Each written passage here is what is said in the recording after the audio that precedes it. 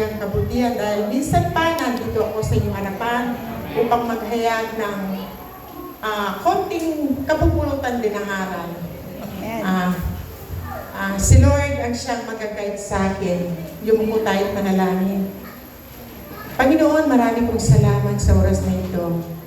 Lubos akong nagpapasalamat sa iyo, Panginoon, dahil minsan pa, O God, binigyan mo ako ng pagkakataon upang makatayo sa iyong harapan, Panginoon, upang ihayag ang iyong salita. At nawa, Panginoon, ang bawat isa ay may kapulutan silang aral, O God, at itago niyo ako, Panginoon, sa inyong likuran. Gabayan mo po ako, Panginoon, sa bawat salita na lalabas sa aking bibig. Marami pong salamat. In Jesus' name we pray. Amen. Amen. Hindi pa ako nag-uumpisa, naiiyak na ako. Pero, God is good. Nandito ako sa inyong harapan. Binibigyan ako ng lakas ni Lord upang makatayo ulit sa inyong harapan.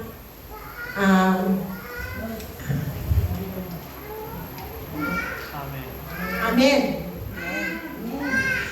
May mga panahon sa buhay natin na parang nasa gitna tayo ng apoy. Mga problema, pagsubok, pagkabiko, takot, mga pagkakataong pakiramdam natin tayo lang ang lumalaban. Minsan napapagod tayo, minsan nalilito kung saan patungo ang buhay natin. At minsan, tinatanong natin si Lord kung nasaan siya sa gitna ng lahat ng ating pinagdaraanan.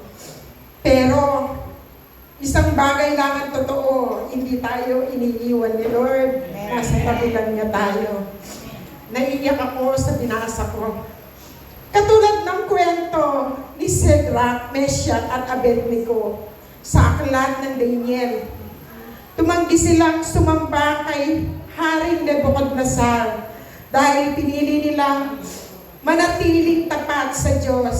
Dahil dito, itinapon sila sa naglalagablab na pugot. Sa tingin ng tao, iyon na ang pero sa gitna ng apoy, hindi nila iniwan. Hindi sila iniwan ng Diyos. Nahiyaan yung tulad ko ang apoy sa problema, pagsubok. Di po ba? Yung naranasan ng tatlong inihagis sa pugon na si Meshach, Shadrach at Abednego sa pugon. Mas pinili nilang maihagis sila doon. Kahit alam nila na ikakapahamak nila yon, kahit alam nilang mamamatay sila sa apoy na yon. Pero mas pinili nilang maihagis doon. Dahil alam nila nandyan si Lord, hindi sila iiwan. Kaya napatunayan nila na hindi talaga sila iniwan ni Lord. Sabi nga sa Daniel 3:25, masdan ninyo, nakikita ko ang apat na lalaki na malayang naglalakad sa gitna ng apoy. Wala silang tali at hindi sila napapahamak. At ang ikahapat ay parang anak ng mga Diyos. Di po ba? Isinamahan sila ni Lord sa pugon at sila hindi napahamak. Ganon din sa buhay natin ngayon. Iba-iba man ang anyo ng apoy na hinaharap natin. Maaaring ito ay problema sa pera. Marami pong nagkakaroon ng problema sa pera, financial, di po ba? Problema sa pamilya. Siguro, hindi naman lahat sa atin, hindi lingid sa atin, walang perfectong pamilya. Minsan nagkakaroon din tayo ng mga problema, struggle sa buhay, di po ba? Kaya, sabi nga niya, problema sa pamilya, matinding pag-aalala, nasaktang puso. Maraming nasasaktang puso, lalo na yung mga umiibig, tapos biglang nasaktan dahil iiwan sila ng kanilang boyfriend o asawa. Mahabang paghihintay o mga laban na tayo lang ang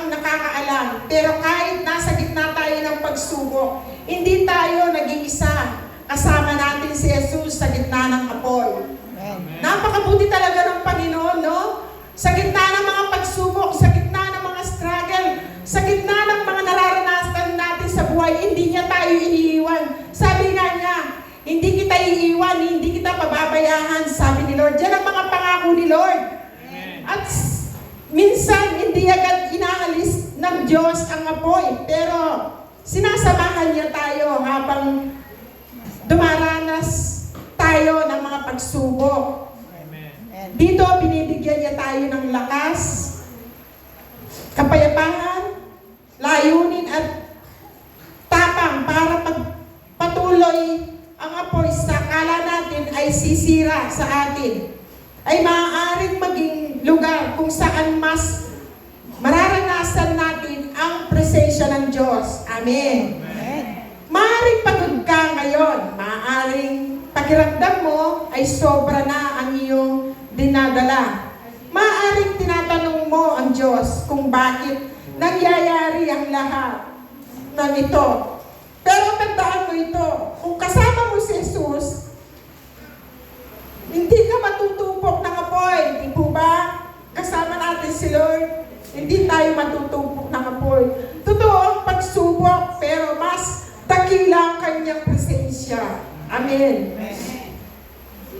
Kaya patuloy kang manampalataya, patuloy tayong magtiwala sa Kanya. Ako, nagtitiwala ako kay Lord. Alam ko, hindi lahat ng pagsubok ay nananatili sa atin. May mga pagsubok na pinagdaraanan natin, pero napagtatagumpayan rin natin sa tulong ng ating Panginoong Yesus. Basta kumapit lang tayo, huwag tayong magtiwala tayo sa Kanya, huwag tayong bibitaw. Mahirap ang buhay sa tiwala sa Kanya, kahit mahirap ang buhay. Dahil ang Diyos na kasama ni na Shadrach, Meshach at Abednego noon, ay siya rin Diyos na kasama mo ngayon. Hindi ka niya iiwan, hindi ka niya kakalimutan, at sasamahan ka niya sa bawat yugto ng iyong buhay. Amen. Kaya huwag kang mapagod. Kasama mo ang Panginoon. Maraming salamat sa Panginoon dahil itong naisulat kong ito galing sa puso ko na alam ko, ano man ang lalakaran ko, saan man ako pupunta, iingatan ako ni Lord at pangahawakan ko niya kanyang salita na anumang mga problema, masusolusyonan lahat ito. Minsan nakikita niyo, nagtitinda ako, pero ang isip ko, wala sa pagtitinda ko, layo ng isip ko, pero sabi ko, Lord, ikaw ang bahala sa akin. Masaya ako dahil alam ko, hindi mo ko iwan. Tignan mo nga yung tatlo, iningatan mo sila, hindi mo sila iniwan. Sa pugon, linigtas mo sila dahil ayaw nilang sambahin. Ikaw lang ang Diyos na dapat sambahin, ikaw lamang ang dapat maging Diyos namin. Ikaw lang nag-iisang Diyos. Kaya marami pong salamat sa oras na ito sa Diyos ng lahat ng pagpupo. Amen.